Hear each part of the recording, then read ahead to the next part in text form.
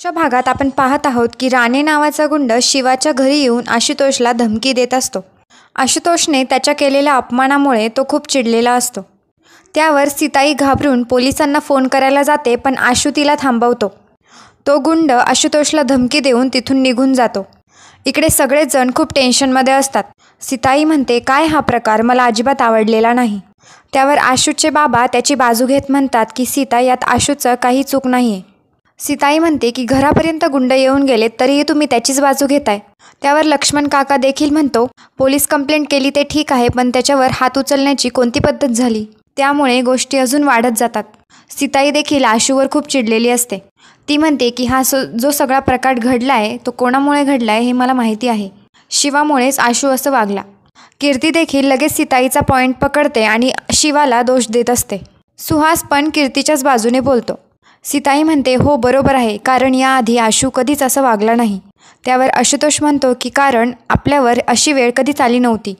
पण त्याला गप्प करत शिवा सीताईला म्हणते की आशूने माझ्यामुळेच सगळं केलं असं तुमचं म्हणणं आहे आणि ते बरोबरही असेल, पण किती दिवस अशा लोकांना सहन करायचं आपण. आज मी नसते तर आशू शांत बसला असता का आणि ते लोक धमकी देऊन निघून गेले असते का? आणि उद्या जर त्यांनी कंपनीत अजून काही केलं असतं तर? या लोकांना जर सहन केलं ना तर ते अति करतात. या लोकांना हीच भाषा कळते. शिवाचं हे बोलणं ऐकून कीर्ती शिवावर चिडते आणि म्हणते की अजून तोंडवरती करून बोलायचंच आहे का तुला? त्यावर लक्ष्मण म्हणतो की काय चुकीचं बोलतीये ती. अशी त्यांची आपापसात चर्चा चालू असते. शिवा तिची बाजू मांडत असते, पण तिचं कोणीही ऐकून घ्यायला तयार नसतं. त्यावर आशू म्हणतो की आई तू काळजी नको करूस, त्याला चांगलाच धडा शिकवलाय मी. त्यावर बाबा सगळ्यांना शांत करतात आणि तो विषय तिथेच संपवायला सांगतात. त्यावर सगळेजण आपापल्या रूममध्ये निघून जातात. इकडे कीर्ती रूममध्ये जाऊन खूप चिडचिड करत असते आणि सुहास तिला शांत करत असतो. कीर्ती म्हणते की आपल्या घरात जे काही होतं ते फक्त शिवामुळेच होतं. तिने काहीही केलं, ती कितीही चुकली तरी या घरातले सगळेजण फक्त तिचीच बाजू घेतात. काय झालं या घरातल्या लोकांना काय माहिती. सुहास तिला शांत करण्याचा प्रयत्न करत असतो, पण ती काही शांत बसत नसते. सुहास म्हणतो, जे झालंय ते चांगल्यासाठीच झालंय. तुला लक्षात येतंय का, जे झालंय ते आपल्या चांगल्यासाठी झालंय. त्यावर सुहास तिला वाईनने भरलेला ग्लास देतो. कीर्ती म्हणते, काय चाललंय तुझं, मला काही समजत नाही आहे. त्यावर सुहास म्हणतो की तू अजिबात काळजी करू नकोस, तो राणे खूप डेंजर माणूस आहे. तो काय करू शकतो अजून या लोकांना ते माहितीच नाही. आशूने त्याच्या कानाखाली मारून खूप मोठी चूक केली आहे आणि आता राणे काही गप्प बसणार नाही. सुहासचं हे बोलणं ऐकून कीर्ती हसू लागते.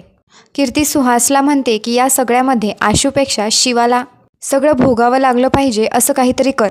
त्यावर सुहास म्हणतो की मी सगळा प्लॅन केला आहे, तू काळजी नको करूस. कीर्ती बोलते की त्याला लगेच कॉल कर आणि सगळं सांग. सुहास म्हणतो की आत्ता नाही, मी उद्या सकाळी त्याला सगळं सांगतो. या गोष्टीचा आनंद घेत सुहास आणि कीर्ती वाईनची मज्जा घेत असतात. इकडे आशू शिवासमोर त्या गुंडांनी जे काही केलं त्यांच्याबद्दल संताप व्यक्त करत असतो. त्याची खूप चिडचिड होत असते. शिवा त्याला शांत बसायला सांगते. आशूचं हे संतापजनक बोलणं ऐकून शिवा त्याच्याकडे बघून हसत असते. शिवा त्याला म्हणते, तू जे काही वागलास त्याबद्दल मला तुझं खूप कौतुक वाटतंय. त्यावर आशू तिला म्हणतो की मी हे सगळं तुझ्याकडूनच शिकलोय. अशी एकच नाही तर तुझ्याकडून असंख्य गोष्टी मी शिकलोय, त्यातलीच ही एक गोष्ट. त्यावर शिवा म्हणते की असं काही नाही आहे, मी फक्त तुझी मदत करत असते. त्यावर आशू काळजीने शिवाला म्हणतो की शिवा, राणे खूप डेंजर माणूस आहे गं, तो काहीही करू शकतो. त्यावर शिवा म्हणते की तू त्यांच्याकडे नको लक्ष देऊ, आपण अलर्ट राहूया आणि पोलीस आहेत ना आपल्या मदतीला. असं ते एकमेकांना समजवत असतात. दुसऱ्या दिवशी सकाळी सगळेजण हॉलमध्ये जमलेले असतात. सीताई भाऊंची आणि आशूची खूप काळजी करत असते. ती त्या दोघांनाही ऑफिसला जाऊन देत नसते. त्यावर आशू आणि भाऊ दोघेही तिला समजावत असतात. ते दोघेही तिचं काही ऐकत नाही, त्यामुळे सीताई त्या दोघांनाही अंगारा लावते. त्यावर शिवा पण म्हणते की मी येऊ का तुमच्यासोबत. भाऊ म्हणतात की नको काळजी करूस, मी लगेच जाईल आणि लगेच येईल. असं म्हणत शिवा आणि भाऊ तिथून निघून जातात. इकडे सीताई खूप काळजीमध्ये असते. शिवा आणि सुमन तिला समजवत असतात. इकडे सगळी पोरं गॅरेजमध्ये जमलेली असतात. तेवढ्या तिथे संपदा येते.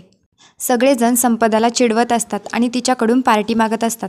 संपदा म्हणते की हो पार्टी देईन, पण त्याआधी मी तुमच्यासाठी काहीतरी स्पेशल आणलंय. त्याआधी तिला सगळेजण कॉंग्रॅच्युलेशन्स करतात. संपदा त्या सगळ्यांना शांत करत असते. मी तुमच्यासाठी काहीतरी स्पेशल माझ्या हाताने बनवून आणलंय असं ती म्हणत असते. त्यावर सगळे विचारतात की आज काय विशेष आहे. त्यावर संपदा म्हणते की स्पेशल नाही, असंच आणलं आहे. त्यावर ते पुन्हा संपदाला चिडवायला लागतात. संपदाने आणलेला डब्बा उघडून सगळेजण तिने आणलेला पदार्थ टेस्ट करत असतात आणि ती सगळ्यांचा व्हिडिओ काढत असते. सगळ्यांचं खाऊन झाल्यानंतर ती तो डब्बा घेते आणि म्हणते की मी आता रॉकीकडे चालली आहे. त्यावर सगळेजण तिला पुन्हा चिडवू लागतात आणि म्हणतात हे चुकीचं आहे. आधी आम्हाला टेस्ट करायला द्यायचं आणि मग त्याला नेऊन द्यायचं. हा तर स्कॅम आहे. त्यावर संपदा म्हणते की नाही, हे खरंच मी तुमच्यासाठीच आणलं होतं. असं म्हणल्यानंतर ते पुन्हा संपदाकडून तो डब्बा घेतात आणि संपदा त्यांना बाय करून निघून जाते. इकडे सीताई देव्हाऱ्यासमोर बसून दिवा लावत असते. शिवा देखील तिथे येते आणि म्हणते की मी काही मदत करू का, पण सीताई तिच्याशी काहीही बोलत नाही. अचानक सीताईने लावलेला दिवा विझतो. त्यावर सीताईला अजूनच टेन्शन येतं. शिवा म्हणते की वारा आला असेल म्हणून विझला असेल दिवा. सीताई म्हणते की आता कोणतं नवीन संकट येणार आहे काय माहिती. शिवा तिला म्हणते की प्लीज काही काळजी करू नका, काही होणार नाही आहे कोणाला. त्यावर सीताई रागून म्हणते काळजी करू नका म्हणजे काय, आधीच घरामध्ये काय चाललंय ते काही कमी आहे का, त्यात हा दिवा पण विझला. त्यावर शिवा म्हणते की काळजी करू नका, आपण सगळे एकत्र आहोत, आपण सगळे एकत्र मिळून या प्रसंगावर मात करू. त्यावर सीताई म्हणते की हा तुझा विश्वास आहे, तो कधीतरी घात करेल असं वाटतं मला. इकडे भाऊ ऑफिसच्या कंपाऊंडमध्ये असतात. तेवढ्या तिथे एक मोठी गाडी येते आणि त्यातून 2 गुंड बाहेर उतरतात.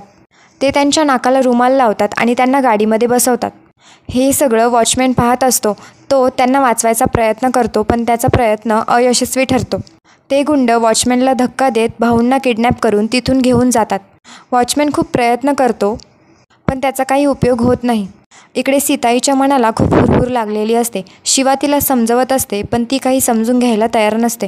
ती शिवाला आशूला फोन करायला सांगते. तेवढ्यात लक्ष्मण तिथे येतो आणि काय झालं असं विचारतो. त्यावर सीताई दिवा विझल्याबद्दल त्याला सगळं काही सांगते. लक्ष्मण म्हणतो की काळजी नका करू, मी पोलिसांना फोन केलाय. त्यावर सीताई म्हणते की पण तुम्ही आशूला देखील फोन लावा. सीताई विझलेला दिवा पुन्हा लावते. भाऊ आशूला फोन करण्याचा प्रयत्न करतात पण ते गुंड भाऊंचा फोन घेऊन गाडीच्या बाहेर फेकून देतात. इकडे वॉचमॅन देखील त्यांच्या गाडीचा पाठलाग करत असतो आणि आशूला फोन करून घडलेला सगळा प्रसंग सांगतो. मला काही कळलंच नाही ते गुंड कुठून आले, मी त्यांच्यासोबतच होतो पण त्यांनी मला ढकललं आणि भाऊंला किडनॅप करून घेऊन गेले असं वॉचमॅन आशूला सांगत असतो. त्यावर आशू खूप घाबरतो आणि त्यांना विचारतो तुम्ही त्यांचा चेहरा बघितलात का, त्यांच्या गाडीची नंबर प्लेट पाहिलीत का. त्यावर वॉचमॅन म्हणतो की मी त्यांचा पाठलागच करतोय. आशू म्हणतो की तुम्ही त्यांचा पाठलाग करत राहा, त्या गाडीला नजरेआड जाऊन देऊ नका. तर गुंडांनी भाऊंना बेशुद्ध करून त्यांच्या चेहऱ्यावर काळी पट्टी बांधलेली असते. इकडे आशुतोष लगेच पोलिसांना फोन करतो आणि माझ्या वडिलांना किडनॅप केलं आहे असं सांगतो. तो खूपच घाबरलेला असतो. तो लगेच शिवाला देखील फोन करतो. शिवा सांगू लागते की बरं झालं आशू तू फोन केलास, इकडे सीताईला खूप काळजी वाटते आहे, तू त्यांच्याशी बोलतोस का, त्यांना बरं वाटेल.